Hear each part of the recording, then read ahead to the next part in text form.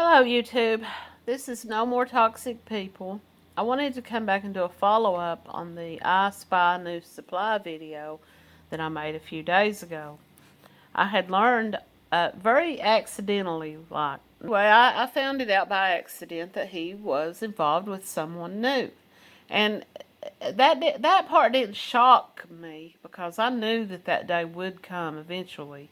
I knew that I would learn that he was, on to the next one, because that's what narcissists do when things don't go their way, and they rarely ever do, because the narcissist can never get good enough supply. They can never, because that was around the time when it came to my attention about this relationship. I started, I admit it, I'm a human being, and my curiosity overtook me, and I started checking out people's pages, and from what I could gather, it was around the 12th or so that he stopped having any interaction on social media with the mother of his child. And so it's probably, I believe personally that I know for a fact. I mean, I don't know it for a fact, concrete, in writing, see it with my own two eyes, but knowing him the way that I do, he had been grooming this woman for a while. He didn't just meet her and decide at the spur of the minute that he's putting on this, he's wearing this mask of this happy, and he probably is happy right now, as happy as a narcissist is able to be, because he's got this new supply. She's providing him with, he's given her the same story he gave me, how unhappy he was at home, how he was mistreated, he was misunderstood, he wasn't honored as a man, he wasn't treated as a man should be, etc. The same story. I can hear him now. But that being said, I just kind of want to give my own my prediction as the ex. Knowing now what I know about him, this is my prediction. This is my speculation. And I may be wrong. I sat and I thought about that this morning. I thought, isn't it horrible that we, as injured victims of these people, would almost, and I hate to even say this, but to be honest and forthright, I have to take ownership in this. I almost hope that I learn about this fallout when it takes place. And I don't wish this woman any ill will, and she may keep that going to the outside world, because she doesn't. What I have learned about this woman is that she is in the public eye quite a bit. She's active in her children's lives. She has her job brings her to be very interactive with other people. She takes part in a lot of community activities and things concerning her children. And I believe that it's going to be an even harder file for her than it ever was for me, because very few people knew about me and him. Only a handful of our closest friends and relatives ever knew that I was even seeing him. But I think a part of us, as these victims, we need to see it happen again. Not that we hope it does, but we need to acknowledge that it happens again. We need to have some knowledge of it, because it will kind of justify it for us. It'll kind of give us that, oh yeah, see, I told you so. I told you it wasn't just me. That it will give us that feeling of relief of knowing that we weren't the problem, that it was them, that they really are a narcissist, and that everything we've told people about them and everything we've believed about them is true. That they did it to us, they did it to people before us, and they continue to do it to people after us. And I think a part of us just, anyway, what I feel is, if we find out that they cheated or lied, or the relationship was short-lived, or if we start to see the cracks and hear about them in these relationships with these new supply, it makes us feel like um, it wasn't just us, and it kind of gives us a little moment of clarity and justification and satisfaction almost. And I hate to even think it. But here's what I think about is, what I perceive happening. They have been in this whirlwind of this love bomb, grooming, happiness. Everything is just, she is wearing beer goggles. She's still under his love spell and very happy and whirlwind romance. And she's telling the world what a godsend he is to her, and how wonderful it is that he came into her life when he did. And that big storm is going to calm down gradually. All relationships do. When you meet someone, you fall for them, you get involved, and you go through this wonderful feeling of this new, happy, just outlook toward the future and how great it is, and you feel so good, and they make you feel so good. And every relationship, narcissists or not, all relationships, that feeling settles after a while. But with a narcissist, it happens so much faster. There's going to be drama, and there's going to be outside forces, maybe imagined or real, by the narcissist. He may project to her, oh, this one from my past won't leave me alone. They're texting me, oh, this one over here is still after me. He triangulates big time, this guy does. And I look for that to start very soon into this. Because she's going to go back to work. She's been on her Christmas break, and she's had her time to be with him and to spend all of her time and energy and attention on him. Now she's going to go back to work, and she's going to be busy at her job throughout the day. And she's going to be focused on after-school activities with her kids, weekend activities, having sleepovers, having her kids bring friends home, going to birthday parties, going to ball games, going to do this event or a dance or this or that. She's a busy mom. She's going to be busy. And her time spent focused directly and solely on this man is going to be taken up. And he is not going to like that. He is going to start seeing that as her shunning him and turning her back on him and not giving him the fuel that he needs. And he'll start looking for it elsewhere. And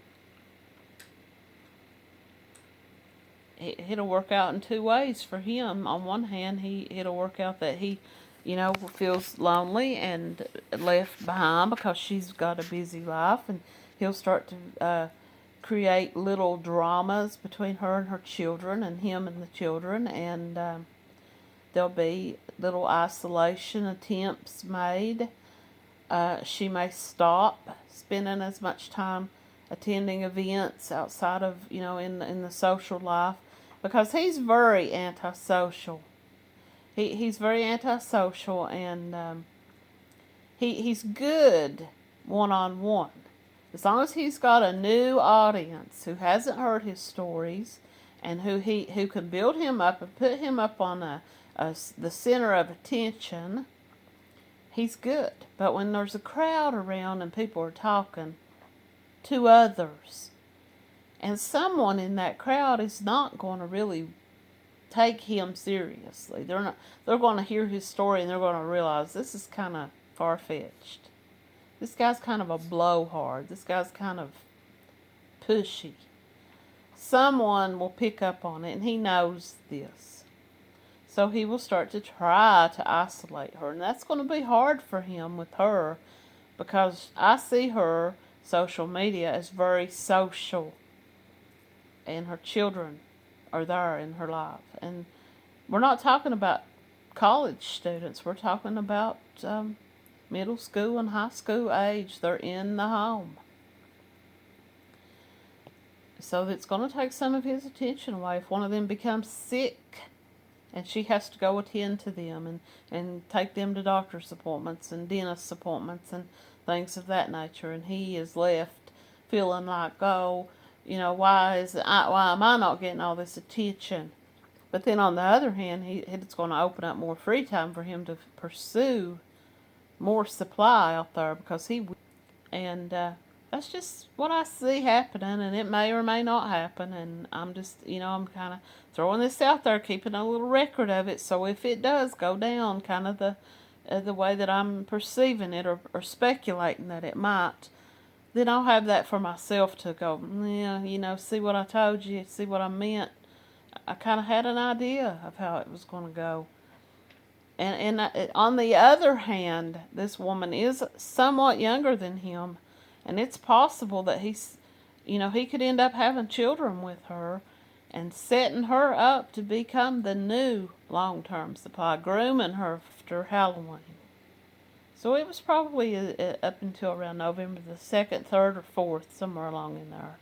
He was still pursuing me. He was still sending me text messages. I had that run-in with him that I discussed in a video I titled, "The Answer Was Always There." And I came home and I just remember praying that I couldn't take it anymore. I couldn't take his words. I couldn't take his words lingering inside my head. I couldn't keep on living that way. Every time I would run into him, he would say things to me that just made me feel degraded and devalued all over again. And I remember just praying and praying for God to just take it away from me and give me some peace. I was so sick. I had a very real illness, and I'd been taking medicine and getting treatment for. And I came home that day. It was cold, rainy. I crawled into my bed and I prayed, God, give me some peace from this man. Give me some relief. Take him out of my life. And now this woman, I find out basically a month later, a little over a month later, that he's with her, engaged to her, she's wearing a big ring. Now I find out that they are telling people that they got married. Now, I would say more than likely that they did. I can't see any reason to lie about it on her part, because she's in that love bomb and she's flying high as an eagle right now, and but she was posting on social media when I found out about it, and of course I went and checked it out. She had posted this about God will send you the right man or the right person at the right time if you pray and have faith. And it was just an article about prayer and overcoming prior relationships and how hard it is to learn to trust again. And if you pray and have faith in God, the right person will come into your life. And I thought about that, and I thought, as I was praying him away, she was praying for him. And that could very well have been the time that he entered her life, if he hadn't already, which I suspect he probably had. I suspected that he was. I thought it was very ironic, and I thought she got the answer to her prayer. She got the man who she sees as everything she prayed for. A partner, a lover, a hard-working man who enjoys the outdoors and who wants to be a role model and a father figure to her kids, an equal to contribute to the home, and someone to spend time doing things with and to enjoy and to grow old with.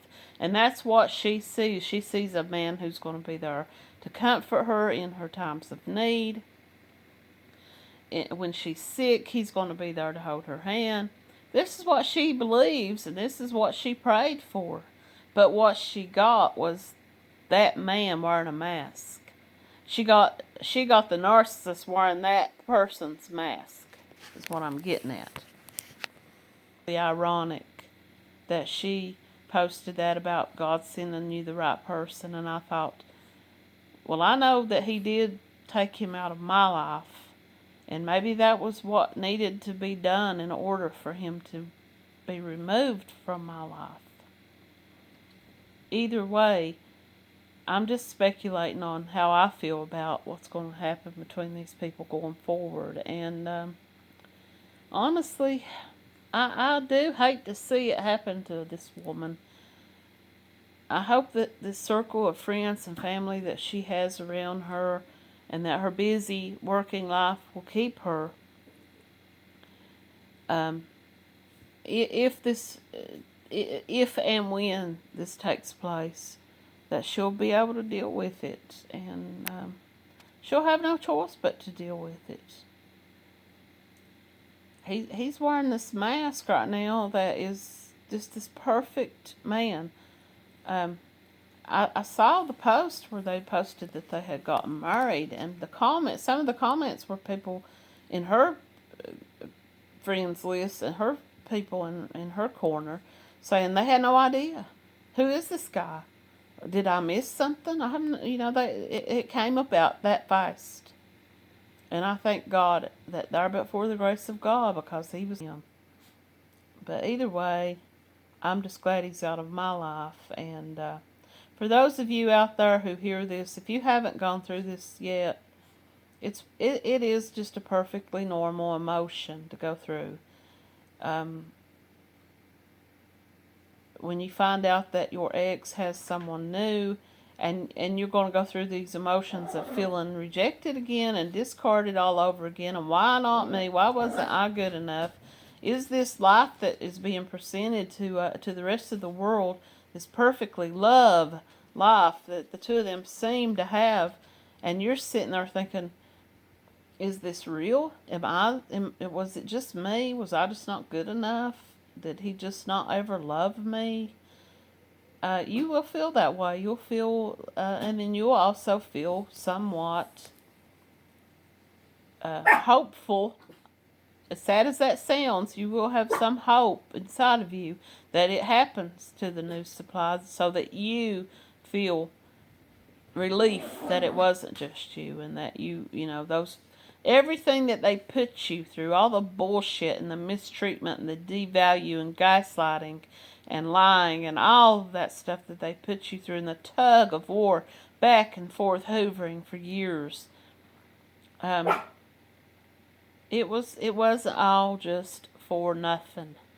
You get to see that they really are dark and destructive people, and not just to your life. And then you're also going to feel remorseful for thinking that, because you're going to think, I wouldn't want to go through that again, so I sure hate to see it happen to somebody else, especially someone with kids, because the kids are probably going to suffer too. They're probably going to be gaslighted and mistreated just as badly as the mother. It's kind of like okay, that chapter in my story with him has finally come to an end, and he's writing a new story, and it's time for me to put that gate back up and lock it tightly, and